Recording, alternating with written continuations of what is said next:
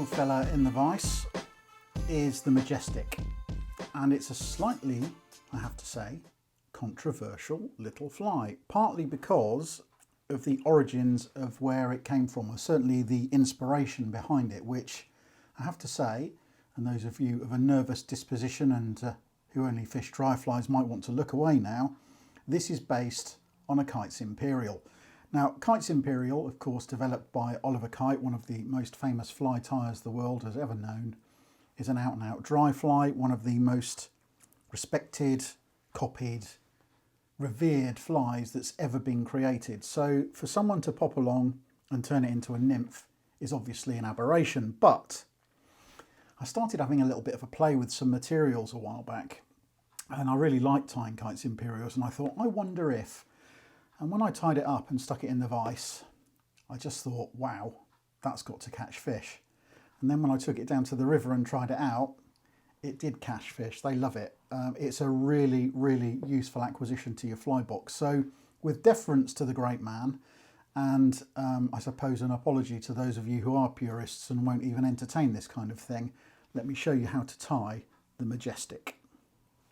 So first things first, the hook I'm using for this is a really, really useful hook for both wet fly and still waters, which is a Hanak 250 BL. This is barbless in a size 14. And as you can see, I've just mounted on it a tungsten bead. This is a purple bead, 2.8 millimeters, going on a size 14. The reason for that is I don't want this fly to bomb down really fast, so not loads of tungsten, just enough to give it some weight for helping with presentation. As I've already mentioned, this is a terrific fly for both still water and for river fishing. And it's the kind of fly you would probably use as a single in still water, chucking it in, maybe trying to catch trophy fish that you can see in the shallows. But in river fishing, it's a brilliant fly for the dropper or for fishing as a single nymph. Tying thread is purple, and this is a gel spun polymer. This is the Semperfly Nanosilk in purple, and I'm just going to put down a little layer of that on the shank of my hook to get me going.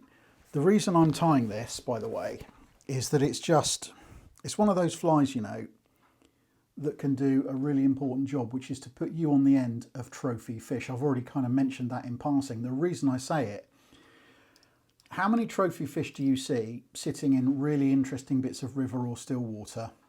And you know, as an angler, everyone has had a little go at trying to catch them.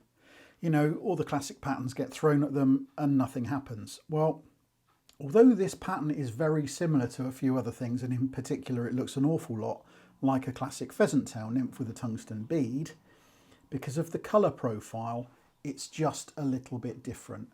And that's one of those things that can give you a bit of an edge when you're going for specimen fish. You know, when they've seen everything else, maybe chuck this at them and you might be surprised to find you get the result you're after. I'm just going to put the tail in, and this is from a rooster cape, and it's one of the longer feathers from the back at the top, and I'm just going to pinch off a few fibres here, a good little bunch of them, to create the tail. As I say, it does resemble in lots of ways the sort of classic pheasant tail, but with a tungsten bead added, and obviously in different colours. A couple of turns just to catch all those fibres in, and I'm just going to shorten those down quite a bit so it's a bit neater. In fact, I've got a few too many fibres in there. Let's try again, shall we?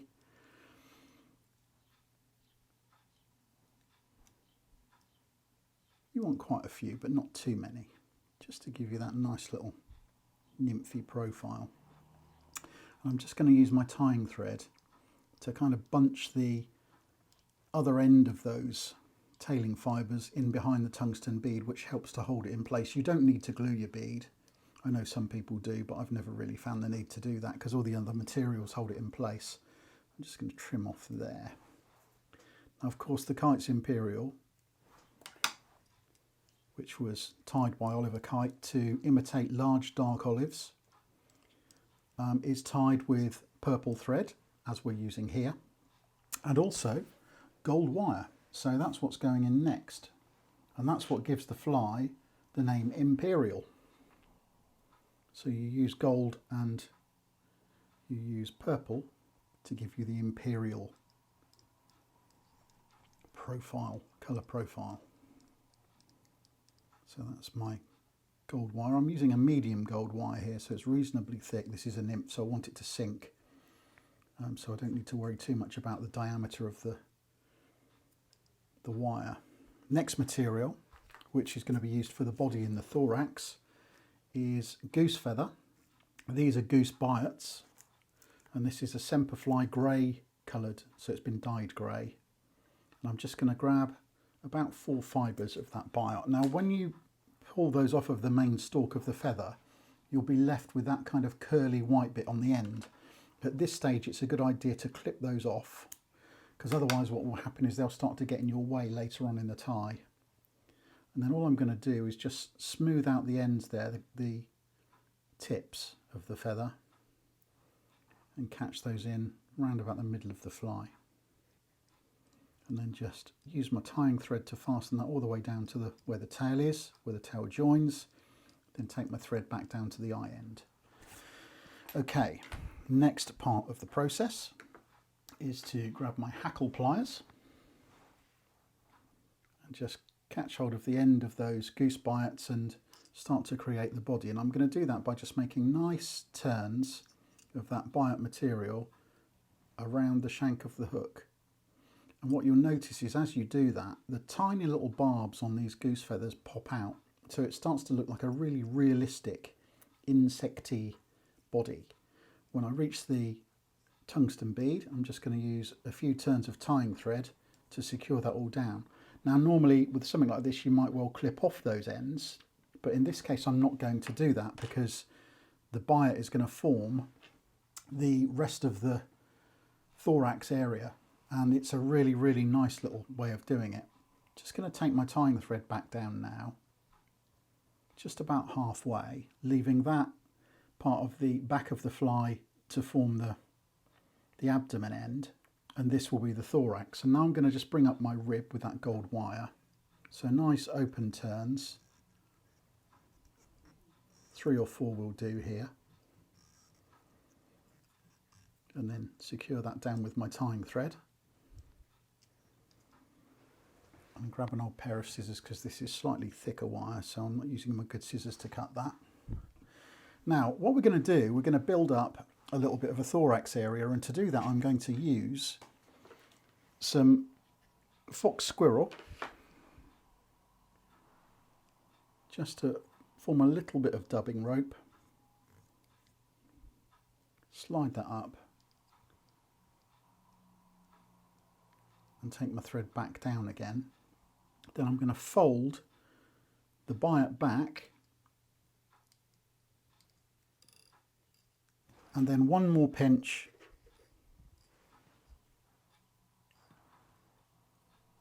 of the fox squirrel dubbing. It's a little bit too much. And a fairly tight rope,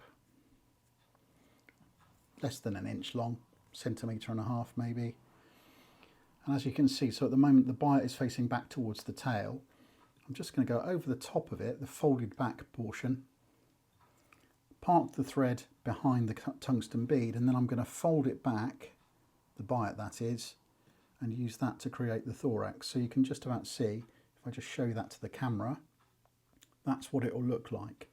So as I hold that down, pinch it with your finger and thumb and just throw in a loop of thread, it will look like that.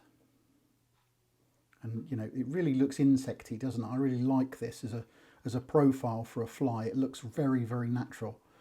Although the colours are slightly odd, purple, and we'll talk about that in a second, but you know, the actual profile of it is really realistic. So I'm pretty happy with the way that's secured down. Just make sure it's nice and central, and then you can use that thread to really bed that goose bite in just behind the tungsten bead.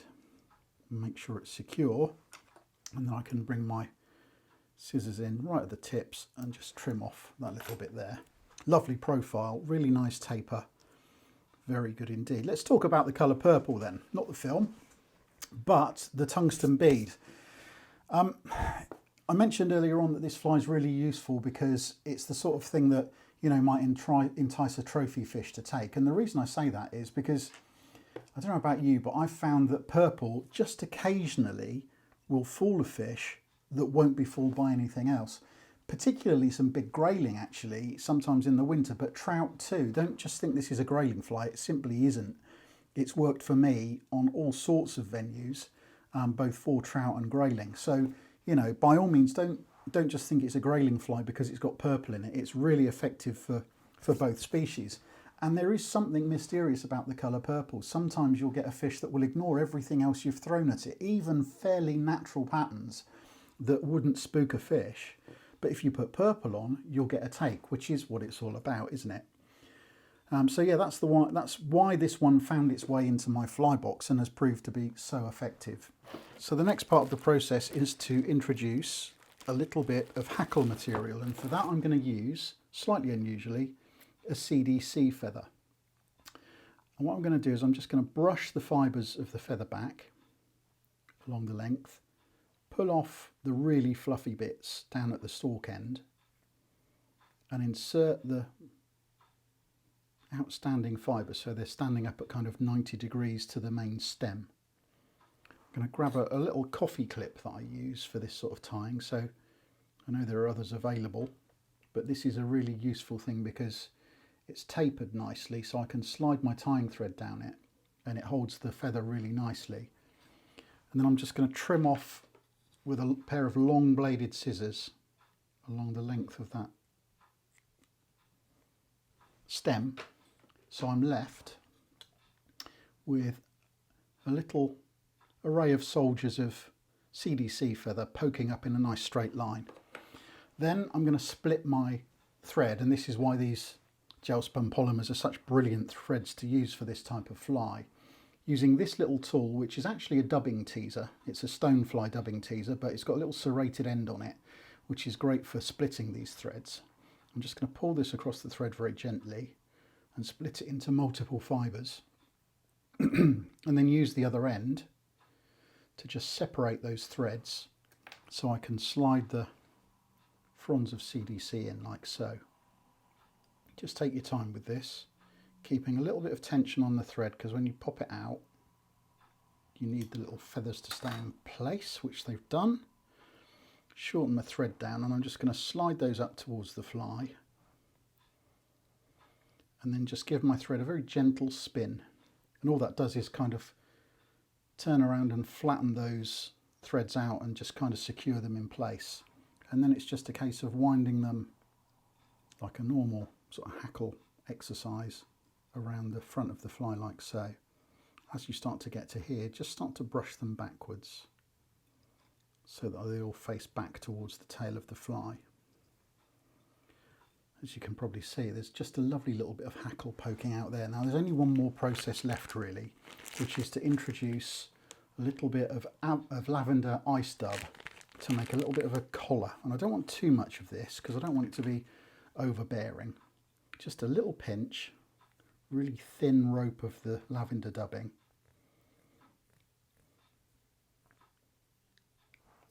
That will form a nice collar. Again, I'm just going to brush those fibres back a little bit so I can get the dubbing in. And there we are. Whip finish.